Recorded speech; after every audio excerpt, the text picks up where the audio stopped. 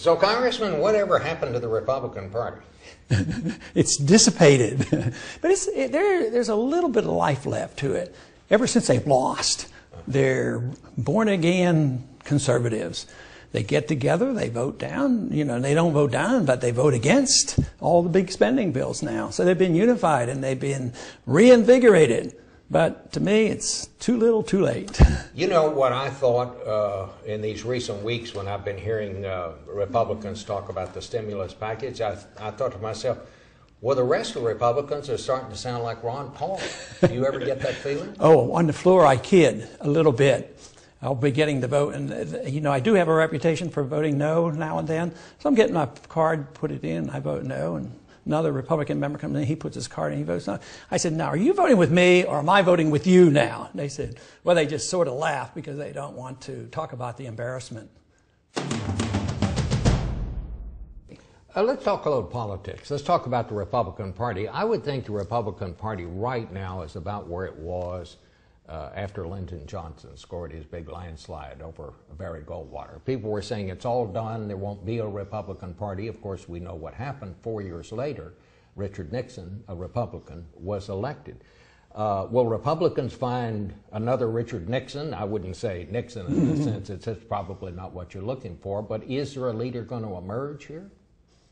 Probably not, because not in the near future do I expect to have a Republican leader that will lead us out of the wilderness as much as I think the Democrats aren't doing any better than the Republicans. I mean, they're spending more, they're printing more, and they're doing exactly the wrong thing as well. So eventually they're going to get blamed. I date it back really to 1974. With the end of Nixon. And I came into the Congress the first time I was here was at the end of that 1974 class, and I think there were about 140 Republicans. That was, a real low point. But it did come back, and when the Republicans are in the minority, they do speak better. But when they're in the majority, they act poorly. You showed people that you know a little something about the internet and how it works and the power of the internet. Do you have any advice to politicians in your party about do they need to find out more about this internet and how it's working? Because you certainly showed that for one thing, you can raise a lot of money on the internet. I complain a little bit because the Republican leaders, either in the Congress or elsewhere, never come to me and ask me for advice about why do young people come to my rallies, and they come in large numbers. And of course, they use the internet a lot. I do get a lot of questions, practical questions like, how do you raise money, Ron, on the internet? And the answer is that I don't know how to raise money on the internet. The question that should be asked is, why are they motivated? Why are they interested? And the answer is, they like the message. And they know this system isn't working. They know the Social Security system is broken. They don't like this foreign policy. It's the message that draws them to the internet. And the money sent to me, the big day, I forget, $8 or $10 million, it was all spontaneous. It was not organized by us. It was by people that were highly motivated and said, it's time we hear that message. Now, I have to ask you, were you Twittering or emailing during the President's speech the other night? Well, I don't know whether I should confess. Well, a lot of people apparently were. I'm not sure I should confess to what I was doing. I have found in the last 10 years it's unbearable for me to go to those speeches. And I listen to them partially elsewhere.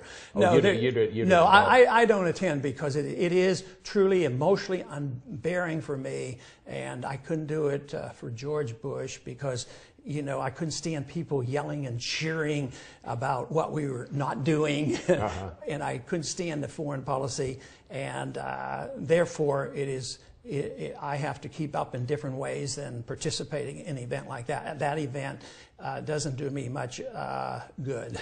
All right. So what do you think the future of the Republican Party is? Boy, I think of it in terms of the country and the future of the Republican and the Democratic Party, and there's not much good in either party at the rate we're going. And right now, I think in the near future, the Republican parties have a long way to go to build their credibility up again. Because to be fiscal conservatives, all of a sudden they say, hey, look, we just had 8 years of you, or longer. Because since '94, we've really had a lot to say about it. So we've lost credibility. Would you ever run for president again? Probably not. That's not on my not on my agenda. Okay. Well, good. Well, it's very nice to talk to you. Well, nice to talk to you.